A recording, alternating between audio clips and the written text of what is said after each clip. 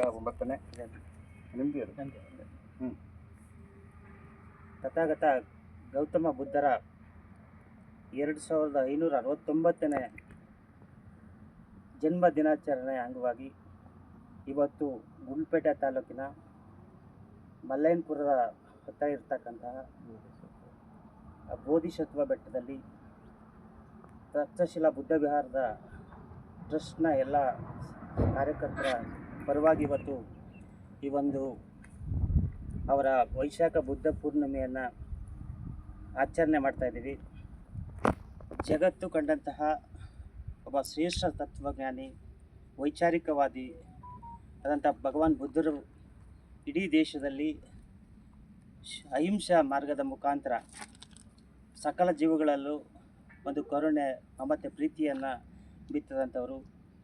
ಇಂತಹ ಜಲ್ವಂತ ಸಮಸ್ಯೆ ಇರ್ತಕ್ಕಂಥ ಜಗತ್ತಿನಲ್ಲಿ ಭಗವಾನ್ ಬುದ್ಧರ ವಿಚಾರಧಾರೆಗಳು ಈ ಲೋಕಕ್ಕೆ ಕಲ್ಯಾಣವನ್ನು ಬಯಸ್ತವೆ ಮತ್ತು ಶಾಂತಿಯನ್ನು ಬಯಸ್ತವೆ. ಸಕಲ ಜೀವರಾಶಿಗಳಲ್ಲೂ ಒಂದು ಕರುಣೆ, ಮೈತ್ರಿಯನ್ನು ಬಿತ್ತವೆ ಅಂತಕ್ಕಂಥ ಮಾತನ್ನು ಈ ಸಂದರ್ಭದಲ್ಲಿ ಹೇಳಲಿಕ್ಕೆ ಇಷ್ಟಪಡ್ತೀನಿ.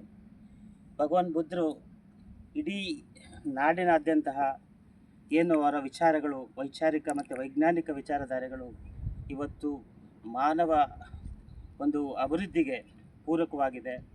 ಆ ಒಂದು ನಿಟ್ಟಲ್ಲಿ 2ನೇ ಶತಮಾನದಲ್ಲಿ ಸಾಮ್ರಾಟ್ ಅಶೋಕ ಮಹಾರಾಜ ಸಂಪೂರ್ಣ ಕಳಿಂಗ ಯುದ್ಧದಲ್ಲಿ ಗೆದ್ದರೂ ಸಹ ಇಡೀ ಜಗತ್ತಿನ ಎಲ್ಲ ನೋವು ನಲಿವುಗಳನ್ನು ಕಣ್ಣಾರೆ ಕಂಡಂಥವರು. ಅದೆಲ್ಲ ತ್ಯಜಿಸಿ ಛತ್ರತ್ಯಾಗ ಮಾಡಿ ಭಗವಾನ್ ಬುದ್ಧರು ಅಪ್ಪಿಕೊಂಡಂಥ ದಿನ. ಆ ನಂತರ ಈ ಜಗತ್ತು ಮತ್ತೆ ಬುದ್ಧರ ವಿಚಾರಗಳು ಇಡೀ ಜಗತ್ತಿನಾದ್ಯಂತ ಪ್ರಸಾರಣೆ ಮಾಡೋಕ್ಕೆ ಸಾಧ್ಯ ಆಯಿತು.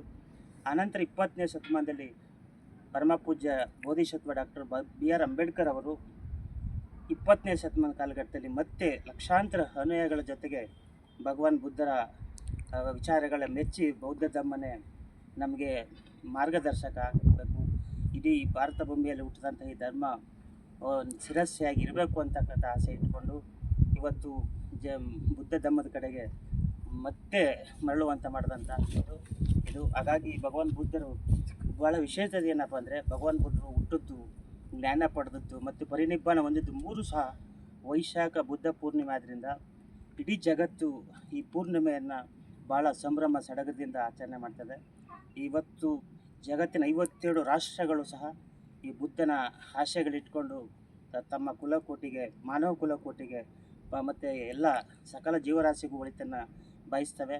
ಹಾಗೆಯೇ ಗುಂಡ್ಲುಪೇಟೆ ಈ ಗಡಿ ಭಾಗದಲ್ಲೂ ಸಹ ನಾವು ಈ ಒಂದು ದಿನ ಇಡೀ ಮಾನವ ಕುಲಕ್ಕೆ ಒಳ್ಳೆಯದನ್ನ ಬಯಸಿ ಅವರ ತ್ರಿಸರ್ಣಗಳನ್ನ ತ್ರಿಪೀಠಗಳಲ್ಲಿರ್ತಕ್ಕಂತಹ ತ್ರಿಸರ್ಣಗಳನ್ನ ಹೇಳುವ ಮುಖಾಂತರ ಮತ್ತು ಪಂಚಶೀಲಗಳನ್ನು ಪಾಲನೆ ಮಾಡುವ ಮುಖಾಂತರ ಜಗತ್ತಿಗೆ ಒಳ್ಳೆಯದನ್ನ ಬಯಸ್ತೀವಿ. ಧನ್ಯವಾದಗಳು. Thank you.